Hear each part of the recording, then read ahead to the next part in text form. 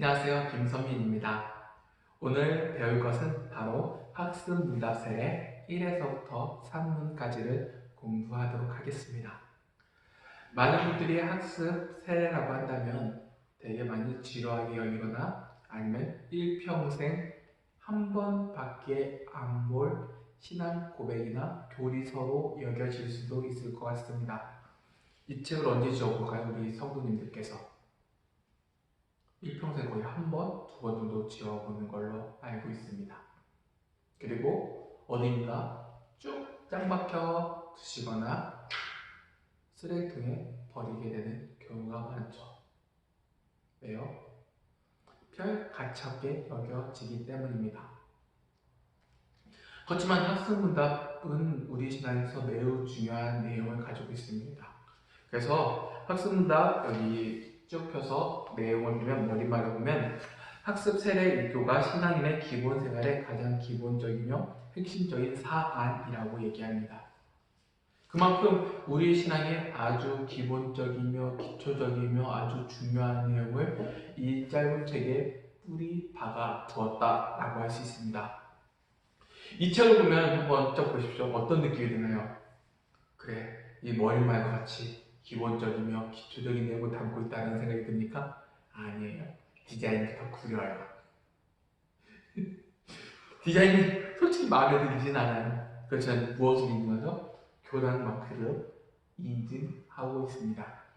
그리고 딱 들여보면 구린 디자인과 더불어서 가격이 써있죠. 얼마인가요?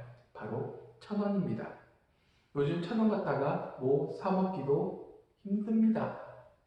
1,500원, 2,000원 정도 돼야 그나마 싸구려 빵 하나는 살 수 있겠죠.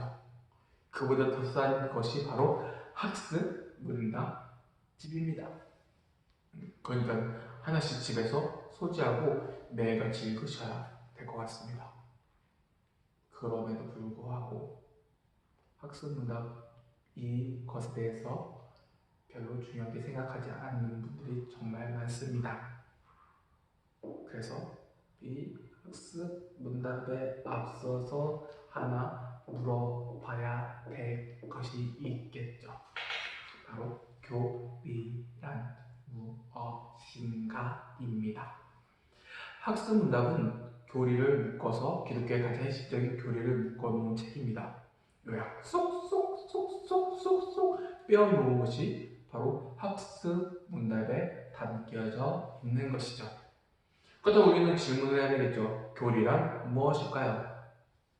교리를 네이버 국어사전에 보면 되게 지루하게 나타나 있습니다. 종교의 원리, 종교에 대한 이론에 대해서 나온 것을 교리라고 한다고 네이버 국어사전에 설명해 놓죠. 그렇지만 자세히 보면 교리는 절대로 지루하거나 재미없는 것이 아닙니다.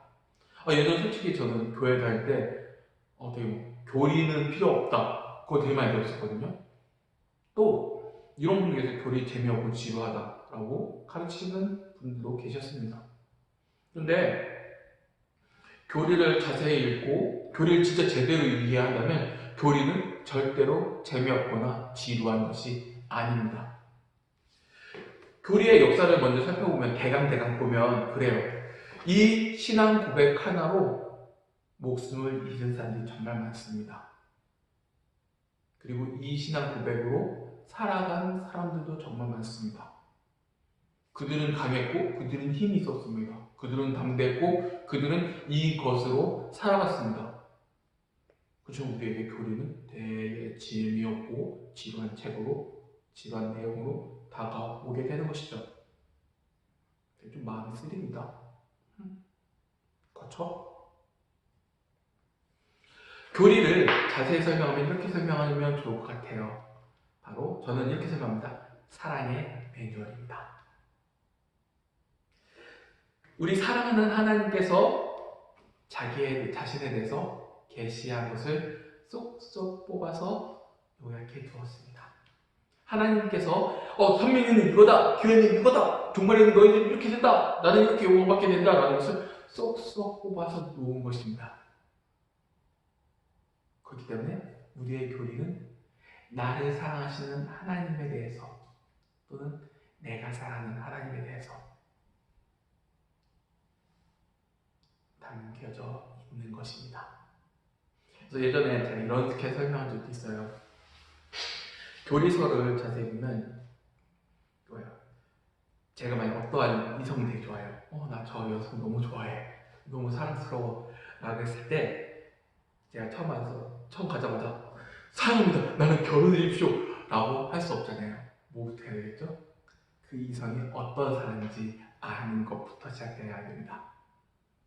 그래서 그 사람이 아침, 점심, 저녁 살아가면서 평생도 살아가면서 이런 사람이다 라고 교정해 놓았다. 그리고 나에게 그 매뉴얼이 다가왔다 라고 하면 어떻게 될까요?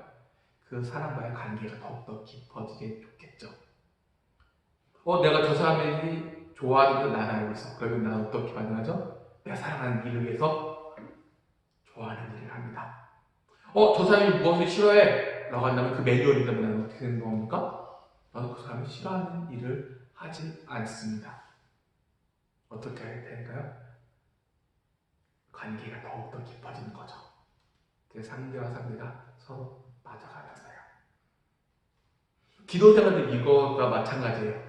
기도 생활은 단순하게 주시옵소서 라고 하는데 진짜 예쁜 그 기도는 교리대로 나와요. 그래서 예전에 제가 중학생 한 친구가 있었는데 제가 그 친구에게 기도를 가르쳐 주고 싶었어요. 그래서 그 친구에게 기도 시켜봤는데 좀 더 못하는 거예요. 나 못해요, 힘들어요 라고 했는데 그날 설교를 딱 듣고 설교 주제가 그거였거든요. 하나님 사랑, 이웃 사랑이었거든요. 그래서 제가 그 하나님을 사랑하고 이웃을 사랑하는 교리로 기도하도록 시켰습니다. 그래서 그 친구가 와가지고 하나님 오늘 말씀처럼 하나님 사랑하고 이웃을 사랑하게 해주세요. 예수님의 이름으로 기도드립니다. 아멘 했을 때 저는 그 친구에게 진짜 되게 명확한 답을 줬죠.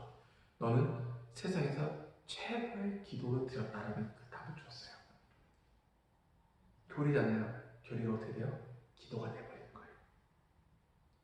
그래서 이것을 자세히 이해한다면 진짜 최고의 아름다운 기도 내용이고 또 이것을 기도한다면 최고의 내용을 기도할 수 있는 기도자가 되기도 합니다.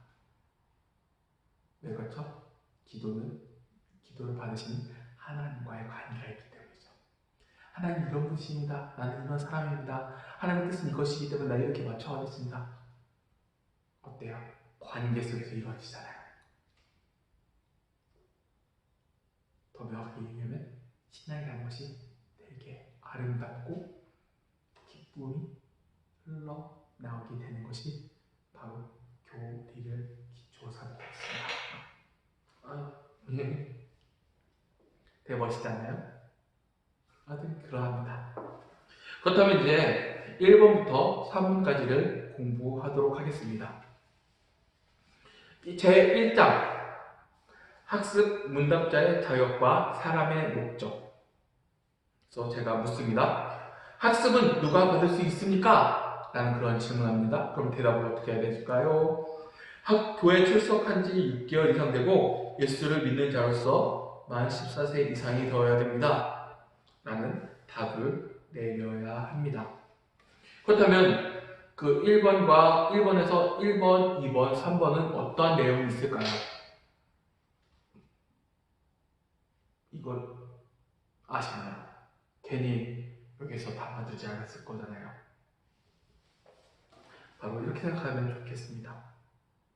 첫 번째 자격부터 얘기합니다. 첫 번째는 교회에 출석한 지 6개월 이상이라고 합니다. 이것은 무엇일까요? 한번 이제 신앙생활 처음 시작해 봅시다. 자, 이제 교회를 출석했습니다. 한 달 다니고 교회 2달 다녔습니다. 와, 교회 너무 좋다. 이제 3달 다니고 4달 다녔습니다. 이야, 교회 진짜 너무 좋은데? 막 진짜 너무 좋은 겁니다. 그래서 그분이 와서 저한테 묻습니다. 저 이제 예수님을 믿겠습니다. 라고 하는데 이런 분에 대해서 어떻게 반응 보이나요? 6개월을 바라보면서 만류를 지키고 있습니다. 기독교인이 되고자 하는 그 결정을 신중하게 결단하도록 합니다. 서둘러서 성급하게 결단하도록 하는 것이 아닙니다. 바로 신중하게 생각하면서 결단하라는 것이죠. 그리고 여기서 나온 두 번째 자격은 무엇일까요? 예수를 믿는 자라고 얘기합니다. 예수님을 믿으려는 자에게 성경을 가르치라고 합니다. 우리는 신앙생활 좀 더 해보지만 다양한 사람을 만나죠. 그럴 때 예수를 막 믿으려고 할 때 막 뜨거운 사람들, 내 이제부터 헌신하겠습니다. 예수님 위해서 전력으로 살겠습니다 라고 한다면 불타오르네. 여러 교회의 경우는 그래 와서 봉사해라, 일을 해라 라고 하는 교우들이 많은데, 이런 것에 대해서 말려가도록 합니다. 6개월 달고 6개월 동안 다녔는데 예수 믿으려는 사람에게 어떤 것일까요? 어떤 의미가 담겨 있을까요? 무조건 믿으라는 것이 아니죠. 무조건 받아들이라는 것이 아닙니다. 한번 생각을 해보십시오. 만약 이제 1, 2개월 다니고 이제 나 예수 믿겠습니다 라고 하는 사람이 있다면 어떤 위험성이 있을까요? 바로 고민하지 않고 믿을 때, 의문하지 않고 믿을 때, 의심하지 않고 믿을 때 바로 맹신할 수 있는 요소가 너무 큽니다. 자, 무조건 믿으라고 있사오니 라고 하면 참 믿음의 요소도 있겠지만 그 안에서는 맹신의 요소가 있을 수 있습니다. 미신의 요소가 개입될 수도 있습니다. 그래서 교회에 출석한 지 6개월 이상 예수님을 믿는 자라야만 학습을 받으라는 것입니다. 이것은 바로 기독교 신앙의 특징을 말하고 있는 것이죠. 신중한 결정이라는 특징을 가지고 있습니다. 또 지성적 요소가 빠질 수 없음을 이 안에서 담아두고 있는 것입니다. 만일 지성적 요소가 빠지면 어떠한 신앙이 되어버리죠? 바로 아까 말씀드린 것이 맹신이나 미신으로 빠질 수 있습니다. 내가 막 이제 신앙생활 막 시작했어요.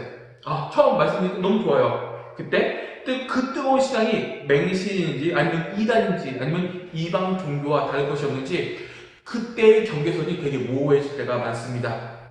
뜨거운 만큼 한번 강조해 보십시오. 저희 이단이나 아니면 여러 종교들도 되게 뜨거운 많습니다. 그렇지만 무엇이 잘못됐죠? 참 하나님이 없을 때가 정말 많습니다. 기독교라는 이름을 가지고 있지만 내가 진짜 기독교인인지 참 예수를 믿는지 참 신자인지의 구분이 제대로 되지 않습니다. 어떤 사람이 만들어낸 또는 거짓된 건강하지 못한 기독교가 될 때가 있습니다. 그때 여기서 말하는 지성이라는 것이 있는데 이는 하나님을 인격적으로 말할 수 있고 인격적으로 경험할 수 있는 지성이 된 후에 우리는 학습 문답의 자격을 갖게 된다는 것을 이 안에서 담아 둔 것입니다. 그러니까 어때요? 기독교의 특성이 되게 맹신이나 맹종에 빠지지 않도록 잡아주죠. 그것이 1번, 2번의 그 내용이기도 합니다. 이제 3번입니다. 만 14세 이상이 되어야 한다라는 그 답을 가지고 있습니다. 이것은 바로 무엇을 뜻할까요?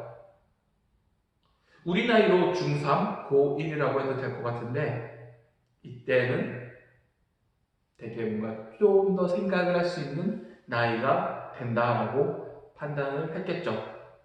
이것이 만들어질 때는 어린 나이가 아니었을 것입니다. 이거 보면 막 1970년대라고 얘기하는데 1974년도 59회 총회에서 발행하게 됐을 때인데 이때는 이 나이를 어리다라고 얘기하지 않으세요. 그래서 약간 성숙하고 어른이 되어갈 나이야. 지금과 좀 많이 달라요. 그래서 성숙하고 어른이 된 판단력을 지녔을 때라고 규정하고 있습니다. 바로 믿음과 신앙이라는 것을 스스로 판단하고 스스로 자기 신앙을 결정하라는 인격적인 의미를 이 안에 담아두고 있는 것이죠. 우리의 기독교 신앙은 지성을 무시하거나 비인격적인 것이 아닙니다. 그래서 맹신이나 맹종 또는 잡다한 이단에 빠지도록 하지 않습니다. 그리고 무조건 믿어라고 하는 것이 아니라 교회는 이것을 끝까지 기다려주는 특징을 가지고 있는 것이죠. 그래서 6개월 동안 이제 학습받아야 될 사람에 대해서 어떻게 합니까? 교회는 설득하는 과정을 가지게 됩니다. 매우 큰 특징이죠. 설득한다 라는 것입니다. 무조건 믿어가 아니라 설득하는 과정입니다. 그래서 이것을 좀 더 깊게 들어가면 우리는 왜 예수 그리스도를 믿게 되었는가? 라는 그 질문을 하게 되면 이러한 답을 냅니다. 예수 그리스도의 온전한 희생이 나를 설득해 하였다라는 얘기합니다. 지성적이고 인격적이죠. 폭력적이거나 막무가내의 것이 아닙니다. 되게 그 상대에 대한 존중과 배려가 기독교 신앙의 특성이라는 것을 바로 일문 안에 담겨져 있습니다.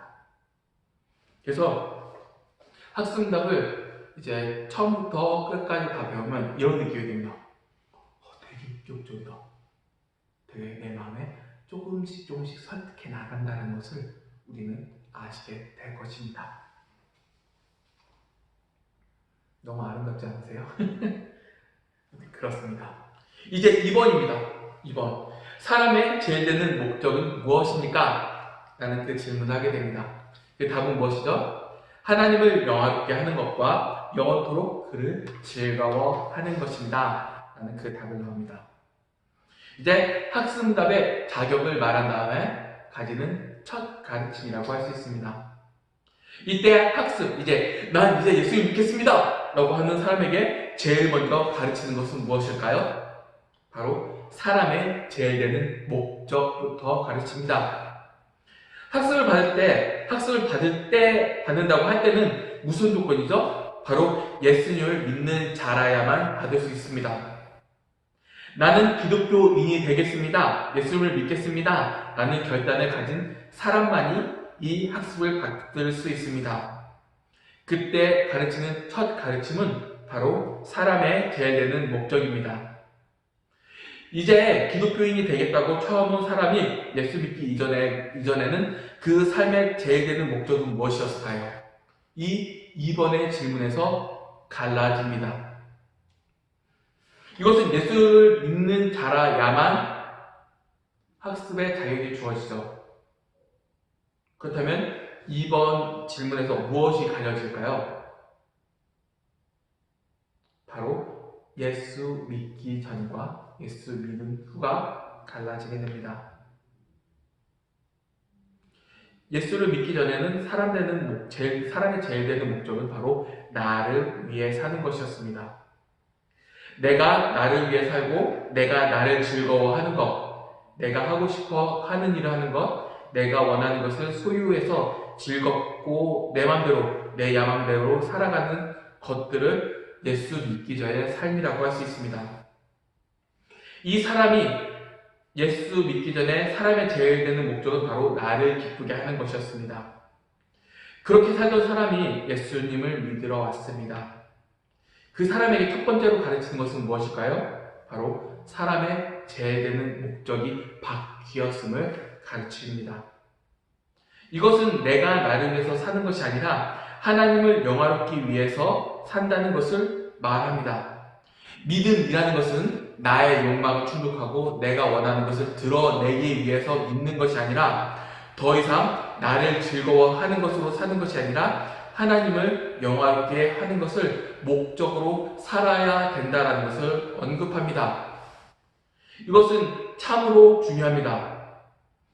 예수를 믿는다라는 것은 무엇을 바꾸겠다는 결단과 같을까요? 이는 바로 내 삶과 목적을 바꾸겠다는 것이 바로 예수님을 믿겠다는 것과 같은 것입니다. 기독교인이 되겠다라는 결단과 같습니다. 나는 이전과 다른 새로운 삶을 살겠다, 그 전환과 다름이 없는 것이죠. 여기서 학습문답 1번을 보면 함부로 학습을 받지 못하게 만들었죠. 이것이 기독교 신앙의 첫 번째 그 신중한 결단입니다. 한 분이 와서 나는 기독교인이 되고 싶어요, 학습받고 싶어요, 세례받고 싶어요 할 때 어떤 물음을 가지게 되는 것이죠? 기독교인은 함부로 되는 것이 아닙니다 라는 물음을, 그 답을 가지게 되는 것입니다. 그리고 기독교인이 되겠다면 사람의 제일 되는 목적을 바꿔야 되는데 그럴 준비가 되어 있습니까? 라고 하는 것을 이 안에서 묻고 있습니다. 만약 여기서 1문을 배우고 부담스러우면 2문을 가르치지 않습니다. 1문이 해결되지 않으면 이 3문 자체가 아무런 의미가 없는 것이죠. 1문답이 되어져야 이 3문을 배우는 것이 가능합니다. 이것은 예수를 믿고 났을 때 예수를 믿는 사람이라면 누구나 내면 안에서 어떤 변화가 일어났다는 것을 말하게 됩니다. 바로 삶의 목적의 변화가 예수님을 믿는 모든 신자에게 필수적으로 일어났다는 것입니다. 내가 예수님을 나의 구주로 영접하였지만 내 삶의 목적을 바꾸지 않았다면 그것은 진정으로 거듭난 그리스도인이라고 말하기가 매우 어렵습니다. 우리가 진정으로 거듭났다라고 했을 때 가장 필수적이고 근본적인 변화는 바로 나의 삶, 목적에 제일되는 목적의 그 변화에 있습니다. 이어나가 보겠습니다. 학습을 받으러 온 사람이 이제 내 삶에 진리가 없음을 깨달았습니다. 이제 하나님을 위해서 살고 싶어요 할 때 가르치는 것이 있습니다. 교회를 가르칠까요? 아니면 헌금을 가르칠까요? 그것은 바로 성경을 가르칩니다. 이 사람이 기독교 신앙을 갖고자 할 때 본격적으로 가르치는 것이 바로 성경입니다. 기독교 신앙을 이끌 때 성경을 가르칩니다. 그것이 바로 오늘 질문의 3문에 있습니다. 성경은 무슨 책입니까? 그 질문을 어떻게 하죠? 우리의 신앙과 생활의 유일한 법칙은 무엇입니까? 라는 질문하고 신구약 성경, 즉 정확하고 오류가 없는 하나님의 말씀입니다 라는 그 답을 합니다. 이는 성경을 가지고 믿음을 가지라는 의미를 가지고 있습니다. 믿음이라고 할 때 어떻게 하면 믿음을 가질 수 있나요? 바로 기독교 역사상 두 가지 전통이 있습니다. 우리 답은 당연히 성경이죠. 그렇지만 기독교 역사 전체를 보면 두 전통이 있는데 바로 신앙의 뿌리는 말씀이다라는 전통이 있고 다른 전통은 체험이다라는 것이 있습니다. 말씀을 뿌리로 둔 전통과 체험해야 한다는 전통이 있습니다. 단 기초하는 것이 아무리 체험이라고 할지라도 말씀을 기초로 삼고 있기 때문에 기독교는 바로 말씀의 종교라고 할 수 있습니다. 그렇다면 왜 먼저 말씀을 배울까요? 이는 바로 신앙의 뿌리가 말씀에 있다는 것을 강조한 것입니다. 문답 3번을 다시 한번 봅시다. 우리 신앙의 유일한 법칙은 무엇입니까? 라고 묻는데 이것은 성경이라고 답합니다. 유일한 법칙이라는 것은 무슨 뜻일까요? 바로 성경 외에 신앙과 생활의 규칙은 없다. 또 성경 하나면 우리 신앙과 삶의 법칙을 삼기에 충분하다라는 것을 말합니다. 성경이 우리의 신앙과 삶의 삶 전체를 삼고 있다는 것을 말하고 있는 것입니다. 그렇다고 체험은 없는 것일까요? 아닙니다. 우리는 풍성한 기적과 신비한 일을 체험하기도 합니다. 특히 내가 예수를 믿는다라고 하는 그 말도 안 되는 일도 경험하게 됩니다. 그렇다고 이러한 체험이 우리의 신앙의 중심일까요? 내 경험이 신앙의 중심일까요? 바로 아닙니다. 우리 신앙과 삶의 유일한 규칙은 바로 성경입니다. 이 성경이 유일한 법칙인데 성경은 어떤 두 영역의 법칙일까요? 이런 질문도 해봐야 되죠. 그것은 바로 신앙과 생활이라는 두 영역의 법칙을 가지고 있습니다. 여기에가 나오죠. 우리 신앙과 생활의 유일한 법칙, 두 영역의 법칙을 언급합니다. 생활에서도 유일한 법칙, 신앙에서도 유일한 법칙이라고 얘기합니다. 여기서 먼저 신앙을 언급하죠. 신앙이라는 것은 무엇일까요? 바로 우리가 믿어야 할 바입니다. 하나님, 예수님, 성령님, 교회, 종말론 등 있죠. 믿어야 할 바, 이런 신앙도 전적으로 유일하게 성경을 통해서 믿어야 한다는 것을 말합니다. 생활은 무엇일까요? 믿는 것뿐만 아니라 우리가 어떻게 살아가야 할까를 묻는 것입니다. 돈을 어떻게 벌어야 하고, 또 우리가 자녀를 어떻게 길러야 하고, 나는 어떻게 살아가야 되고, 학교 생활은 어떻게 해야 되고, 국가에 대해서 어떠한 관점을 가지고 정치에 관한 어떠한 관점을 가지게 될지에 대해서 생각할 수 있는 유일한 법칙입니다. 그렇기 때문에 학습응답 3번은 우리의 신앙과 생활의 유일한 법칙이라고 하는 것입니다. 그렇다면 여기서 하나 더 질문을 해야겠죠. 성경이 어떤 책이기 때문에 신앙과 생활의 유일한 법칙이 될 수 있을까요? 바로 답을 보면 어떤 답이 나옵니까? 신구약 성경이라고 답을 합니다. 또 정확하고 오류가 없는 하나님의 말씀입니다. 정확하고 오류가 없다는 것은 단순하게 신약만 말하는 것이 아니라 구약도 정확하고 오류가 없는 하나님의 말씀입니다. 신구약 모두가 오류가 없는 하나님의 말씀이죠. 성경 중 한 부분만 오류가 없고 정확하다는 뜻일까요? 아닙니다. 성경 전체가 오류가 없다는 것입니다.